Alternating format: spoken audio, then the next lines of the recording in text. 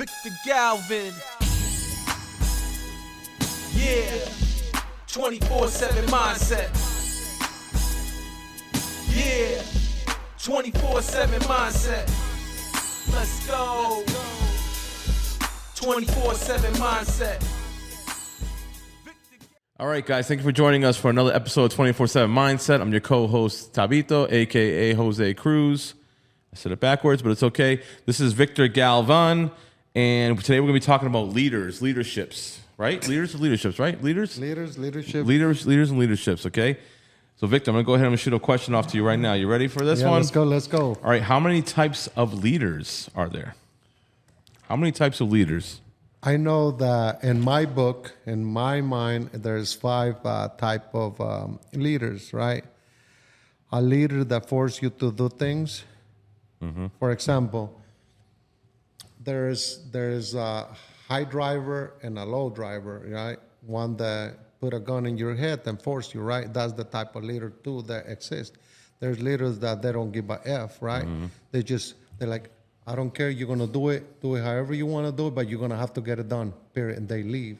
So they don't give you no plan, no show how it needs to be done, no blueprint, no nothing, right? So that's leader number 1. Leader number 2 is a leader that has a lot of followers, right? Mm-hmm. They call them leaders too because he leads a lot of people. A lot of people follow him, so that's a leader.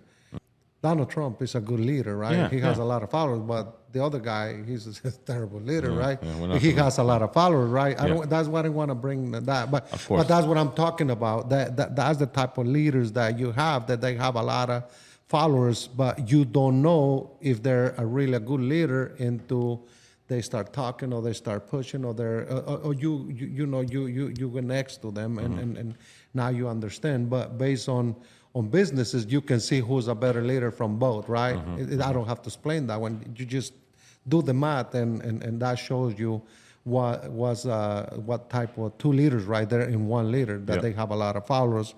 And then the third leader is the one that helps you, that lives by example, that is always there, is always showing you. Sometimes he takes whatever you're doing it with, he takes it and he's doing it, showing you. And that type of leader is the worst leader for me, because that's the one that's going to hold the whole process, that's going to hold the vision of the company, because he's over there on the weeds with the team and all that stuff, and it's not helping the organization. It's helping the team, and the team is happy. But the team, the fucking leadership lead is so low that they're so happy that the boss is right there next to them, the leader. But that leader is not going to go nowhere. So that's the third type of leader that I know that live by example, but for me that's not in my book. So there's another type of leader that I believe, number 4, the one that inspire you, the one that motivate you, the one that get you going, the one that give you the right process, the right systems for you to be successful, that set you up for success, and you go and crush it, you go and kill it, you become better than him. That student that replaced the teacher, that's a great leader. I believe on that one. On that one, because of what he does, because how he does it. He has he's a decision maker. He's everything in. Mm-hmm. And then I added a 5th leader, which is, I believe, is me. The type of leader that gives his vote away in an organization, and he doesn't got no say so, no nothing, because he gives his vote away on any decisions, come back 2 to 3 years later, 4 years later, and still fit into the organization and takes over in the organization. That's the type of leader that I believe is the 5th one that I fit into it. The leader that gives power away so others can grow from there and take it to the next level. Mm-hmm. And then come back and still take over. That's a good leader. Mm-hmm. Somebody that did everything like the 4th leader.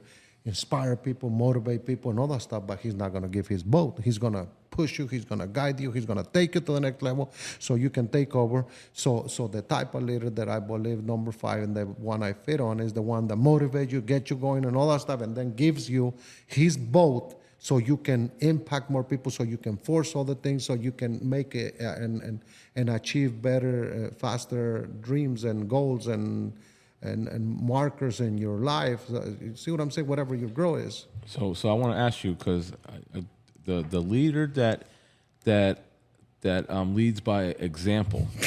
Hold on. The reason why, because a lot of people think. I'm sorry. No. You don't have to apologize. I'm just saying, but a lot of people think that's the way to go. But so explain to me why that's not good. If you can go into a little more detail on that. Okay, so let's go back to the leader that helps and lead by example, and he's always there, and he's always crying with you, and they're always going to visit you when you're sick and all that stuff. That type of leader is no good for our organization. And the reason I'm saying is that big organizations need big leaders. I only saw one, and I haven't seen another leader like that one that is exactly like that one. Mm-hmm. That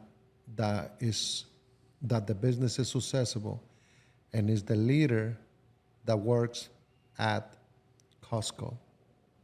He's the only leader that aligns with that he leads by example. He visits sick people. He's always helping you, pushing you, cry with you, and all that stuff. He's the only one. There's no other 2 or 3. And there's millions that nobody knows that they don't exist, because they're no good for organizations. They're good for people. So they're the ones that get left. They're the ones that get left behind, that some of these people that he's teaching, they may achieve a higher belief on their leadership, that they become great leaders, but they don't do the same thing. They learn not to do that. They learn to put everything in place by process or insistence or whatever in writing that hold you accountable with steps, even though you look like a dummy. But that's a better leader that put everything in writing, that put all the data together so he can go after big things, so you can make more money, so you can become more come up more in your organization or whatever. Okay. So successful companies, they have great leaders. 100%. Listen. Why? I mean, we know why a little bit, but why do you think great leaders automatically make great companies? Because there's another leader that I didn't mention it, but that's part of number 4. And when I say never mention this part of life, there's the type of leaders that with one thing, they just say one stupid thing, and they change the whole culture of the company forever. All right. Successful companies have great leaderships. Why? Why do you think successful companies have great leaderships? I really believe that successful companies have great leaders because of the vision, the communication, there are decision makers. And when I say the vision, is like they have to create a big vision, so big that he can fit his team into that vision, that picture. I always talk about that. If you don't create a big picture where they can see themselves, you're not going to make it. And then I just talked a little bit before, if the communication is not clear, and when I said the communication, not you passing the message, you as the leader to everybody, how do you pass that message, all your data in templates, in writing to everybody, to make sure everybody understands what's the message. So that's the communication. And then the decision makers. So they're the ones that make the hard decisions when tough times comes in. And not a lot of people sees this. Everybody just sees the success of that company, the success of everything, but they don't know everything that goes behind the scenes, where the leader has to make really tough decisions, sometimes let somebody real good go, because he's creating a different culture that the company doesn't need or whatever, stuff like that, or just creating and changing the whole department or something. But what I'm saying is that's what great leaders do. They make good decisions or bad decisions, but whatever that decision is, everybody's going to have to follow it. Okay. All right. So let's say you're first starting a company, right? You just started a company, and it's just you, right? And you consider yourself a leader, right? Right. Mm-hmm. All right. So now you bring on board. Do you bring people on board that you want to follow you, or do you try to bring leaders on board first to start building your company with leaders? I'm gonna ask it two ways. Does that make sense? Yeah, that makes sense. Okay, 100%. okay. That's a great question, Okay. Jose. Okay, go ahead. One of the best I had in many years. Awesome. No, I'm serious. All right, go ahead then. What I'm saying is we all leaders in a way. You are a leader in your family and in a lot of ways whatever you are. So when you start a company, you're thinking about being a great leader in your house is because probably somebody did not tell you no, somebody did not wanted to correct you or something. So when you go into business, you need to understand that now you got to deal with a different culture, different people, different mindsets, different everything. If you don't write everything down how you want your business to look, it's going to be hard. So the question comes in, and this is the question you ask, is like, did you always bring leaders under you or above you? I always talk about this, that I've been so lucky that when I hire people, they just right there below me or above me. When they're below me, that forced me to go after more so that forced me to raise my leadership lead so I can go for more and force them so I can pull them. But the one I hire that is smarter and better than me, I just don't get on his way. I tell him this is what the vision of the company is. This is where the company is heading.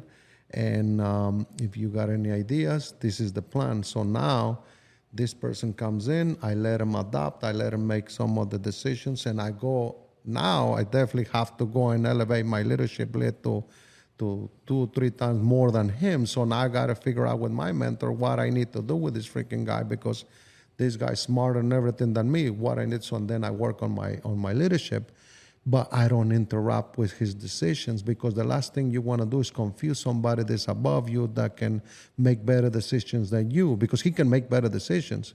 So now I go back and elevate myself so I can keep pulling him. Mm-hmm. So now I can really come back and say, look, this is what we're going to do. This is the plan, because your leadership just went up. And it's not going to get up in one fucking month. It's going to take you 6 months to a year. Mm-hmm. So yes, you always need to be looking for leaders next to you or above you. Let them make the decisions. That's fine. That'll force you to take it to the next level. It doesn't matter. The company is a company that you're building so you can sell, so you can help others, so you can take it to the next level. And it's never for you. You don't want to be locked down to that company. You don't want to be attached to that company. You want to make sure that you adopt everything that you want the company to do based on your process and systems and data that you create and all that stuff, so the company can run by itself, so you can get the leaders to run your company, stuff like that. Mm-hmm. Right? Yeah. So make sure it's very important that you understand that a lot of people make the mistake they want to bring a leader to be under them so they can tell them what to do. But that guy got the leadership so high that he's going to fucking leave right away. He's like, what the fuck I'm doing? Helping this guy building a company. And my mentor always say that when you hire somebody, this is the perfect example. When you hire somebody that build a company bigger than you, what he's going to take? How much you going to offer him? Mm-hmm. For him to come down and help you take it to his level. Because let's say he's doing 200 million, why he's going to want to come in and go through the BS on a $110 million company? Mm-hmm. What is it for him? So that's the question. So make sure it's crystal clear what is it for him, for that leader to come back and help your organization take it to 200. But the problem is, what are you going to do when you get to 200? You want to make it to 300. Are you going to fire that guy? It brings a lot of questions, right? So in that process, make sure you lock him to make sure he has a mentor that did over 3 million, over 300 million, over 500 million, so he can stay consistent. That's the key. If you want to do that. Or you don't have to bring that leader that's doing 200 million. You can be the leader, but you have to pay for a mentor, but that mentor is going to cost you $1 million. Yeah, because I was just going to ask that. Let's say it's going to cost you $1 million a year. Yeah, because I was just going to ask that. Like, let's say there's somebody out there that doesn't have good leadership skills at all, but has a service to provide business-wise. It's a good idea, and they know they can start up a company with it. What are the steps you suggest? Like maybe a book they can read or anything like that. What do you suggest for that person to do first? Like go out and hire a leader right away, or try to become a leader? If maybe that guy has a good idea and he's not a great leader. Yep. No, it goes back. He cannot start a $3 million company in one day. He has to start from the bottom. So it goes back that he needs to get a visionary that can go after whatever the dreams they want to go, that go after the job, that sells the jobs and other stuff to bring it for a doer to come and do the work, get it done, turn it in, and other stuff. And then the manager, the one is going to manage all the problems, the money, pay everybody, and all that stuff. So it starts with 3 people. You need great leadership when you're probably in the $5 to $7 million. You need to make sure you understand that, because when you're in the 3 to 5, you're going through the process and the failures, and you're going to the. I'm looking on some of my notes. I see you hit one of my notes. So you gotta make sure that from the 3 to 5 years, all the problems you learn from failure and all that stuff. So now you need to core leadership, and that core leadership is going to start identifying the problems and all that stuff, and maybe into the $12 million. Now you need a leader that can put all this mess together and show you how to do it and how to take it and what to process and how to process it. Yeah. Take it to the next level. Okay. So Right. So really, you don't need a leader when you first start a company. Everybody leads at that point. Everybody leads their position. Is there any books that you know or anything like that can help build confidence to be a leader, or just all in all, just be a leader, a better leader? Yeah. So Become a leader? No. There's a million things that you got to go through to be a great leader. You have to go through the hard decisions, the hard process, the problems, the solutions, the decisions, and companies, and the steps, and how you make it in life, and all that stuff. And I'm gonna go to the book now. And one of my mentors, John C. Maxwell, says that to become a great leader, you need to just donate your time in an organization and build the organization for free.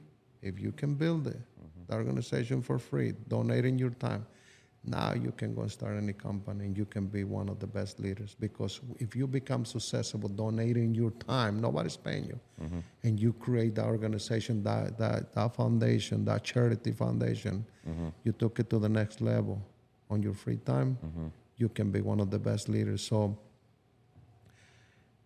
my recommendation for any leadership lead, for growth, for communication, for everything, John C. Maxwell.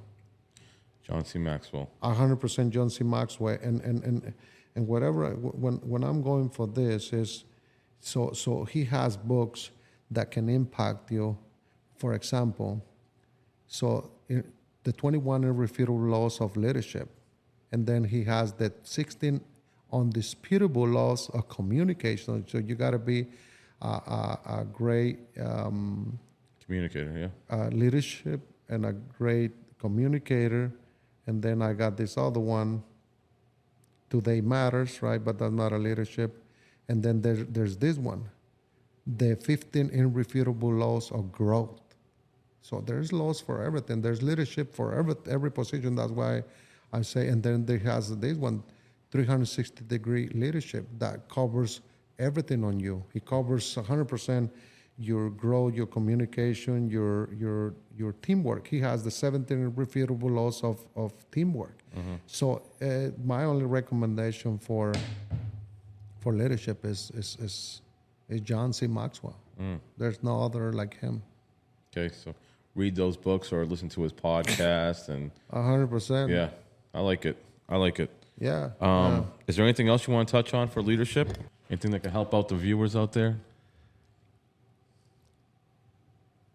I think that leadership word is abused so much. Everybody just use it too much. Everybody's a leader. Everybody's great. Everybody has a lot of potential, a lot of knowledge, a lot of everything that they use on their media. Everybody grow because of the amount of money, not because of the leadership lead that they have. It's just that they took opportunity of the opportunities that the government put out there, that they went after the money, but it wasn't not because of the leadership lead that they have in themselves. It's just that they took opportunity. I got a question. You ready? What is the best leader you've ever seen in your life? Ooh. There's a lot out there, and you can go to sports, Tom Brady. I'm not even going to give you suggestions. Go ahead. No, man. From what I see, I'm just going to talk about from the culture Go ahead. of the organizations. I don't know, man. I guess The I got to best leader you've ever seen. The best Wow, leader. no, it's And just don't say John Maxwell. Don't say John C. Maxwell, because you know he impacted billions and millions of people. He has a foundation I that know. impact. I know, but I don't. I know. You don't want me to go there. And, I don't want you to go there because I want you to tell me a leader that is doing it right now. Wow. But so can you ask me the question again? Because this is what I want. I'm surprised you're not saying Donald Trump right now. No, hold on. Because it depends on the quality of the question. It's gonna bring the I quality. asked you a good quality question. No, Who's the best leader you've ever seen? But strong leader for business. The to best culture. No, just all in all leader. No, because there's different type of leaders. Influencing an influencing leader. Somebody you say that he talks for 10 seconds, you go, wow, this is the guy I need to be listening to. Who's that guy? I think it'll be GC or BD. Yeah, Brandon Dawson, Grant Cardone. Yeah, man. Because Well, choose one then. I know. No, it's just that you I'm know. putting you in the hot seat. If you tell me Tom Brady, he's a great leader for things that he did. Sports-wise. But no, but not even that. There's better leaders than I see him. what you're saying. All right, so, So- you want to narrow down like Narrow down to if it's business, I mean the fucking question for business. I got you. Okay. Damn, I just But overall, tell me. Go ahead. Overall, Donald J. Trump, man, just say it, man. no, man. I have to go with my boy. With Brandon Dawson. I have to, man, Okay. because there's nobody can align out there that can fix and put every part of your life together like Brandon did. But believe me, Brandon hit me in the platform. Brandon hit me in the process and systems. Brandon hits me on the leadership. Brandon hits me with my belief lead and my family, everything. He puts what John C. Maxwell has, what Michael Gerber, what everybody out there has. He put it together and bring it to us. He's the next guy. All right, guys, thank you so much for joining us again at 24/7 Mindset broadcast. Victor, you want to say bye to anybody or anything like that? Shout outs or anything? Thank you, everybody that listening to 24/7 Mindset. You're really helping me to keep doing what I'm doing, keep delivering, keep sending a message to everybody. Guys, I know it's hard when you first started a podcast and all that stuff. Followers doesn't come in.